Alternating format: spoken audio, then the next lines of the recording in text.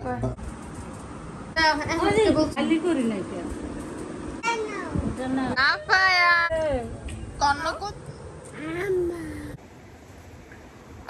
আলাইকুম। আপনারা সবাই কেমন আছেন? আশা করি অনেক ভালো আছেন। যে যেখানে আছেন সুস্থ আছেন, আলহামদুলিল্লাহ। আপনাদের দোয়া ভালোবাসা আমরা অনেক ভালো আছি। তো প্রতিদিনের মতো চলে আসলাম আপনাদের জন্য আরেকটি নতুন ব্লগ নিয়ে। আজকে ব্লগটা স্টার্ট করলাম হচ্ছে দুপুর থেকেই। আপনারা কিন্তু জানেন যে আমরা হচ্ছি পাবনা থেকে সরাসরি আমার বাসায় আসছি। আপু হচ্ছে মিমাপুর বাসায় গেছে গা, মানে আমার মেজো ননদ, আর আমি হচ্ছে আমার বাসায় গেছি। আমার মাকে হচ্ছে ফোন দিয়ে বলছিলাম যে মা বাসায় যাও, গিয়ে হচ্ছে বিছানা গুছাও, মানে বিছানা ঝাড়ো, ময়লা ঠোলা পড়তে পারে, কারণ অনেক দিন হয়েছে আমরা থাকি না। ঘরটাও হয়তো অনেক খারাপ অবস্থা হয়ে গেছে। পুরো রুমটাকে ঝাড়ু দিবা, প্লাস বিছানা ঝাড়বা। তারপর হচ্ছে খাবার দাবার হয় তুমি ওইখানে গিয়ে রান্না করো, আর নয়তো এখান থেকে রান্না করে নিয়ে যাও। আর গরুর মাংস তো খাইছি কয়েকদিন, এখন আর এটা ভালো লাগতেছিল না। এই জন্য মাকে বলছি যে ভর্তা বা ভাজি এরকম কোনো আইটেম করবা, মানে খাওয়ার খুব ইচ্ছা করছে মায়ের হাতে। এজন্য তো মা হচ্ছে 1টার দিকে বেরোয় গেছে, মানে 1টা বাজে হচ্ছে আমার বাসায় চলে গেছে রান্না বান্না করে। গিয়া হচ্ছে সব কিছু পরিষ্কার টরিষ্কার করছে আর রান্না করে নিয়ে গেছে। আমরা হচ্ছে 1:30টার দিকে ট্রেন থেকে নামছি। নামার পরে হচ্ছে বাসায় আসছি। বাসায় এসে দেখি যে সব কিছু একদম রেডি করে রাখছে মা। এরপর আমি আইসার সাথে সাথে আগে খাবার খাইছি। খাবার খাইয়ে একটু রেস্ট নিয়ে গোসল করছি। আর আমার হাজবেন্ড আগেই গোসল করে নিচ্ছে, রেস্ট নিয়ে তারপর হচ্ছে খাবার খাইছে, কারণ আমার প্রচুর ক্ষুধা পাইছে। আমি সকাল থেকে 1 গ্লাস পানি খেয়ে বেরোইছিলাম, আর ওর বাবা হচ্ছে খাবার খাইয়ে বেরোইছিল। তো যাই হোক, খাওয়া দাওয়া শেষে সে হচ্ছে বাড়ি চলে যাবে, কারণ মা বাবা তারপর সবাই হচ্ছে আবার ভাইয়াদের, মানে আমার বড় ননদদের বাসায় যাবে। এজন্য সে আবার বাড়িতে গেছে গা। আর আমাকে মা বললো খালি বাসায় থাকার চাইতে আমার সাথে চল, যেহেতু শরীরটা দুর্বল, যেহেতু আমি গাড়িতে চলাচল করলে আমার এরকম অবস্থা হয়ে যায়। এজন্য হচ্ছে আমি মায়ের সাথে চলে আসি। মায়ের সাথে আয়সা মানে এইখানে রেস্ট নেওয়ার পর শরীরটা অনেক বেশি ভালো লাগতেছে। তো যাই হোক, চেষ্টা করব আপনাদেরকে ভালো কিছু শেয়ার করার, আশা করতেছি আপনাদের ভালো লাগবে। যদি আমার ভিডিও ভালো লাগে অবশ্যই সাবস্ক্রাইব করবেন, লাইক করবেন, কমেন্ট করবেন, শেয়ার করবেন, অবশ্যই সম্পূর্ণ ভিডিওটা দেখবেন। আর আপনাদের কাছে সব সময় বলি আমার ছেলে মেয়ের জন্য অলওয়েজ দোয়া করবেন, যেন ওরা ভালো থাকে, সুস্থ থাকে। আমি হচ্ছি বাড়িতে আসলে এই পাশটাতে থাকি বেশি, সেটা আপনারা জানেন। আমার যখন প্রথম আমি একেবারে প্রথম আমাদের এই ঘরের পেছনের বারান্দাতে থাকতাম। এরপর যখন আমার মানে বিয়ে হয় আমার হাজবেন্ডের সাথে, তখন হচ্ছে আমি আমার সামনের বারান্দাতে ঘুমাইতাম। তখন এই খাটটা সামনের বারান্দাতে ছিল, আমি ওইখানেই ঘুমাতাম বেশি। কত এই প্রায় 1.5 বছরের মতো, বিয়ের 1.5 বছরের মতো আমি ওইখানেই ঘুমাইছি। যখন সে দেশে আসছে তখন হচ্ছে আমাকে এইখানে সেটেল করে দিছে, বলছে যে এইখানে ঘুমানোর কথা। তো সেইখান থেকে হচ্ছে আমার এইখানেই থাকা হতো। বারান্দাটা সাইডা দিছি, তারপর এইখানে ঘুমাইতাম। আর এখানে একটা চৌকি ছিল, খাট ছিল না, সেটা আপনারা দেখছেন। তো একটা সময় দেখা যায় আমার ছেলে যখন পৃথিবীতে আসে তখন মানাই নিছি এই খাটটাতে। কিন্তু আমার মেয়ের সময়, প্রেগনেন্সির সময় আমার অনেক প্রবলেম হয়েছিল, যার কারণে আমি শক্ত বিছানায় শুইতে পারতাম না, আমার খুব কষ্ট হইতো। এরপর হচ্ছে সামনে বারান্দার জন্য এখানকার জন্য একটা খাট আনছে। ভাবলাম যে এই খাটটা সামনের বারান্দায় থাকাই ভালো। আর সামনের বারান্দায় যে এই খাটটা ছিল, এই খাটটা হচ্ছে আমি এখানে নিয়ে আসছি। তো এই হলো অবস্থা। অনেক কথাই বলে ফেললাম। ছেলে মেয়েকে নিয়ে মায়ের কাছে আছি একটু সুস্থ হওয়ার জন্য, কারণ আমি গাড়ি জার্নি করলে আমার অবস্থা খুব খারাপ হয়ে যায়। মা কাছে আছে বলেই হচ্ছে মায়ের কাছে আসতে পারলাম, দূরে হলে তো আর পারতাম না। তো ছেলে মেয়েকে নিয়ে এখানে আসি, তো এই জন্য হচ্ছে নিজে একটু স্বস্তির জন্য মায়ের কাছে আসছি। চলে যাব, কারণ আমার জীবনে আরো একটা বিশেষ দিন সামনে আসতেছে, যার কারণে বাড়িতে চলে যাব। কালকে সকাল সকালই চলে যাব, আজকেই চলে যেতে চাইছিলাম। আজকে আমার একটু কলেজ কাজ ছিল, আমি কলেজে গেছিলাম, সেইখান থেকে আসছি। আমার মারও শরীরটা একটু খারাপ, এই জন্য আজকের দিনটাই খালি থাইকা গেলাম। কালকে সকাল সকাল চলে যাব বাসায়। তো অনেক কথা বললাম, কথায় কাজে ভুল ত্রুটি হলে অবশ্যই সমাধানের চোখে দেখবেন। আর কিভাবে সমাধান করা যায় সেটা আমাকে সাজেস্ট করবেন, উল্টাপাল্টা কথা না বলে। তো এই আর কি।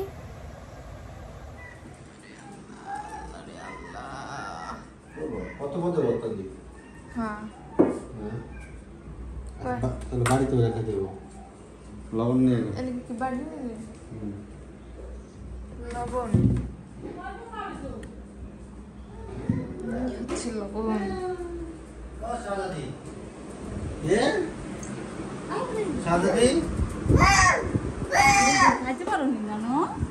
কি কি ভর্তা মা এই জায়গায়? গুন্ডল ভর্তা, বাদাম ভর্তা, বাদাম ভর্তা, মরিচ বাড়া। এগুলো হচ্ছে আমাদের গাছের মরিচ। গাছটা একটা ভিডিও করলে দেখতে অনেক সুন্দর দেখা যাইছে। আমাদের গাছের মরিচ, অনেক মরিচ ধরে আমাদের এই গাছটায়। আর হচ্ছে ভাজি, চিংড়ি মাছ দিয়া বাংলাটা বাংলাটা খান। এই যে মরিচ, এই বাংলাটা খান। এই যে দেখেন, এই যে মরিচ এত এখন ছোট, কিনা খাওয়া লাগে না, এটা গাছের। আরো বড় হইব এই মরিচগুলা। তোরা আবার এই সিধা ডাল নেই না? ডালি করি নাই কে মাই কইছিল মাংস রান্ধি, আমি কই সরো মাংস রান্ধতো না, মাংস পরে রান্ধাতে। এটা নাও ভিটামিন না না নানাটা একটু দিদি রলে দিতে তো পাইতাম কি হই এটা গনি তুমি না না এই অবস্থা করো। কথা কয় না, চুপ করে রইছে, কোনো কথা বলতে কিছু কেন? দৌড়াই গেছে ও গেল কে? ওই দেখ না, ও দেখছে না সবাই এই দোকানের মধ্যে, ও বাইরে গেল কে?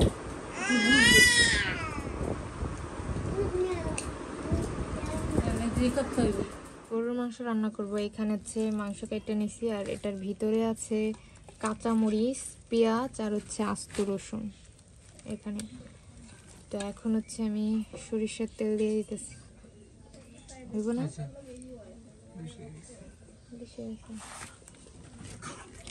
এরপর হচ্ছে হলুদের গুঁড়া দিয়ে দেব,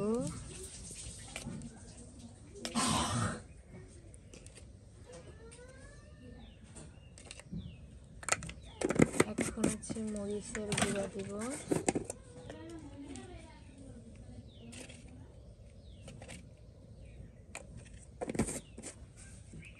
এখন হচ্ছে আদা রসুন বাটা দিব,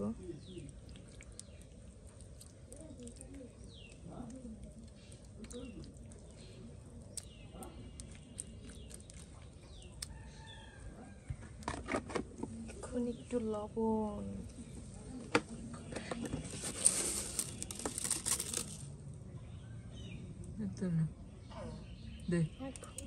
থাকলে পরে। এরপর হচ্ছে এটাকে মাখবো।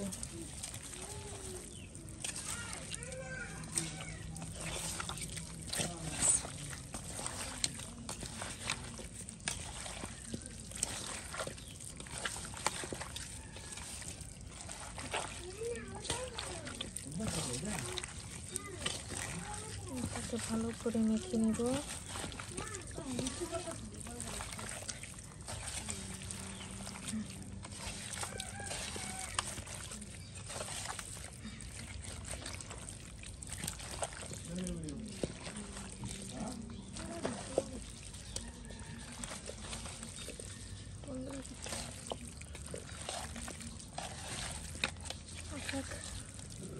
তো আমি কিন্তু মাংসটা আরো আগেই বসাই দিয়েছিলাম,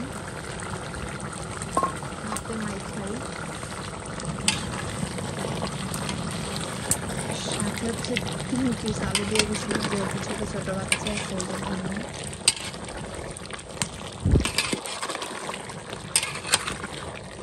এটাকে এখনো কষাই করছি।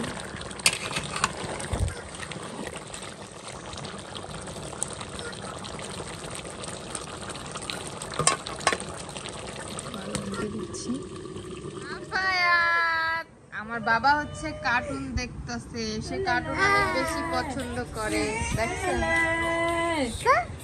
আরে দেখো আমার বুড়ি কি করতেছে, আমাদের ঘরে মেরি আসছিল, সে হচ্ছে মেরির সাথে চলে যাবে, তো নেয় নেই দেখা কান্না করতেছে। কান্না করতেছো খালামণি? নেয় নাই।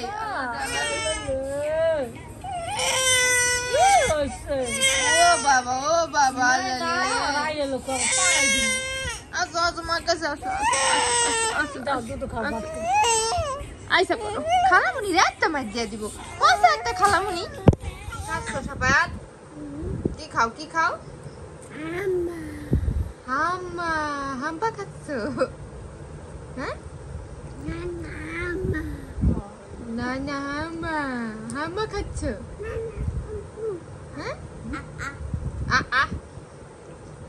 আমার ছেলে হাম্মা খাচ্ছে। এই যে আমার বুড়ি, বুড়ির গরম বেশি। হাম্মা আবার বোনের ফিডার পানি খাচ্ছো? হুম ওই যে খাইতেছো? হ্যাঁ ফালাও ফালাও ফালাও, ওরা খুলতে হবে না, তুমি ফালাই দাও। এই তো